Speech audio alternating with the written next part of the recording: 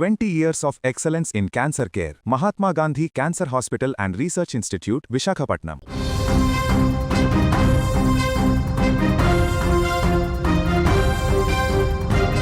కరీంనగర్లో ఇద్దరు పిల్లల్ని అతి కిరాతకంగా చంపిన తండ్రి కేసులో ఇప్పుడు బిగ్ ట్విస్ట్ చోటు చేసుకుంది. తనకు ఉన్న 2 కోట్ల ఆస్తి తన కూతుర్లకు పోతుందనే అక్కసుతో ఈ దారుణానికి పాల్పడినట్లుగా తెలుస్తోంది. అయితే తండ్రి శ్రీశైలంకి మొదటి నుంచి కూడా కూతుర్లు పుట్టారనేటువంటి కోపం మనసులో ఉంది. దానికి తోడు తన ఆస్తి పెళ్ళైన తర్వాత 2 కూతుర్లకు పోతుందనే కోపంతో రగిలిపోయేవాడు శ్రీశైలం.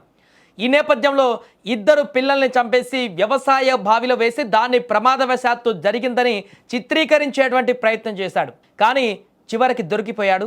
ఇక ఈ కేసులో శ్రీశైలం తల్లిదండ్రులతో పాటు అతని తమ్ముణ్ణి కూడా పోలీసులు అదుపులోకి తీసుకున్నారు. కొద్ది రోజుల క్రితం వెలుగులోకి వచ్చినటువంటి ఘటన ఒక్కసారిగా రాష్ట్ర వ్యాప్తంగా కూడా సంచలనంగా మారినటువంటి విషయం మనందరికీ తెలిసిందే.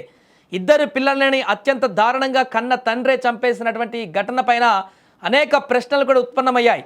కన్న తండ్రి ఇంత దారుణానికి ఒడిగడతాడా, ఇంత దారుణంగా తమ పిల్లలనే చంపేస్తాడా అనేటువంటి విషయం తర్వాత ఆలస్యంగా వెలుగులోకి వచ్చింది. మొదటగా ఆ ప్రమాదవశాత్తు పిల్లలు చనిపోయారనేటువంటి విధంగా క్రియేట్ చేసి తను తప్పించుకుందామని ప్లాన్ చేశాడు. కానీ దొరికిపోయిన తర్వాత ఇప్పుడు విచారణలో మరొక కోణం బయటికి రావడం జరిగింది. తన వక్రబుద్ధి, తనలో ఉన్నటువంటి ఈ యొక్క అహంభావం లేకుంటే ఇంత దుర్బుద్ధే ఆ పిల్లలను చంపేసింది అనేటువంటి విషయం తాజాగా బయటికి రావడంతో అందరూ విస్తుపోతున్నారు.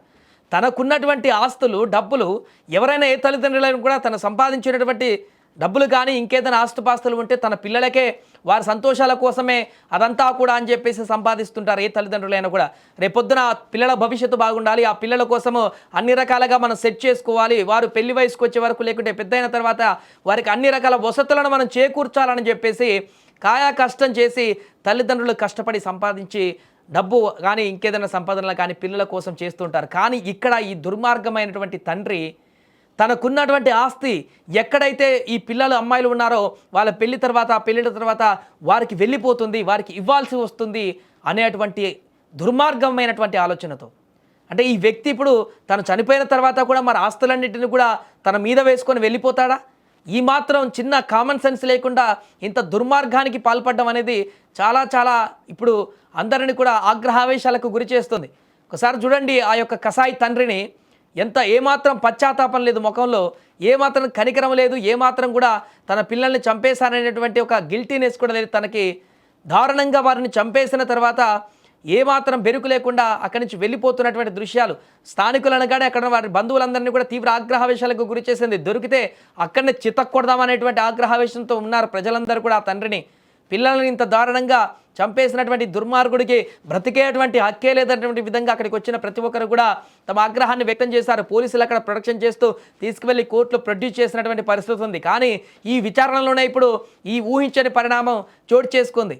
సాధారణంగా వేరే ఘటనలో ఆడపిల్లలు పుడుతున్నారని చెప్పేసి లేకుంటే ఇంట్లో గొడవల కారణంగా చంపినటువంటి ఘటనలను చూసాం. కానీ తాను సంపాదించినటువంటి సొమ్ము లేదంటే తన దగ్గర ఉన్నటువంటి సొమ్ము, ఆల్రెడీ తల్లిదండ్రులు సంపాదించినటువంటి సొమ్ము తన దగ్గర ఉంది కాబట్టి ఆ సంపాదన అంతా కూడా పిల్లలకి పెట్టాల్సి వస్తుంది, పిల్లలకి ఇవ్వాల్సి వస్తుంది, పిల్లలకు భవిష్యత్తులో పోతుంది అనేటువంటి ఒక చండాలమైనటువంటి దుర్మార్గమైనటువంటి ఆలోచనతోటి కూడా చంపేస్తారనేటువంటి విషయము ఈ యొక్క దుర్మార్గుని చూసిన తర్వాతనే బయటకు రావడం జరిగింది.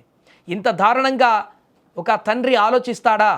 ఇంత దుర్మార్గంగా ఒక తండ్రి ఇలాంటి ఘాతకానికి పాల్పడతాడా అనేటువంటి ప్రశ్నలు ఇప్పుడు ఉత్పన్నమవుతున్నాయి. ఏదేమైనా కూడా ఈ కేసులో తాజాగా వచ్చినటువంటి ఈ అంశాలు అందరినీ విస్తుపోయేలా చేస్తున్నాయి. ఎప్పుడో భవిష్యత్తులో పిల్లలకి అసలు అవసరమే లేదు, వారు మంచిగా చదువుకొని ఉంటే వాళ్ళే జాబులు చేసి ఎక్కడైనా వాళ్ళ పని వాళ్ళు చేసుకునేటువంటి అవకాశం ఉండేది. ఈ జనరేషన్లో అలాంటివి ఉంది.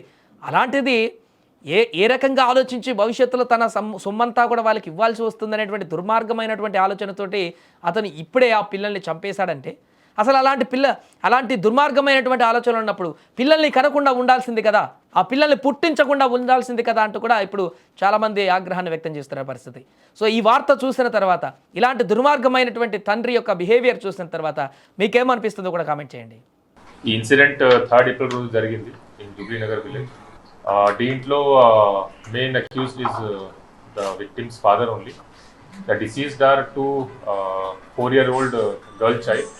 And they were found murdered in a well nearby village. దీంట్లో డ్రౌనింగ్ వల్ల వీళ్ళు చనిపోయారు.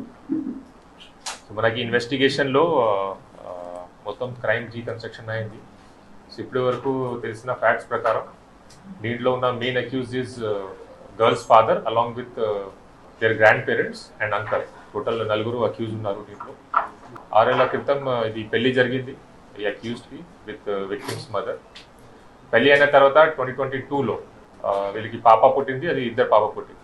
స్టార్టింగ్లో అక్యూజ్కి ఆడపిల్ల గురించి, డాటర్ గురించి అది ఇంత ఇష్టం లేదు.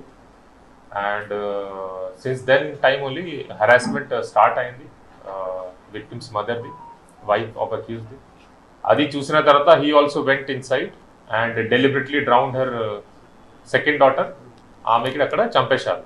ఒక పాప డెడ్ బాడీ అక్కడ ఫ్లోటింగ్ దొరికింది. అప్పుడు అది పాప డెడ్ బాడీ పట్టుకొని హీ స్టార్టెడ్ షౌటింగ్, ఎట్లా నా పాప చనిపోయింది,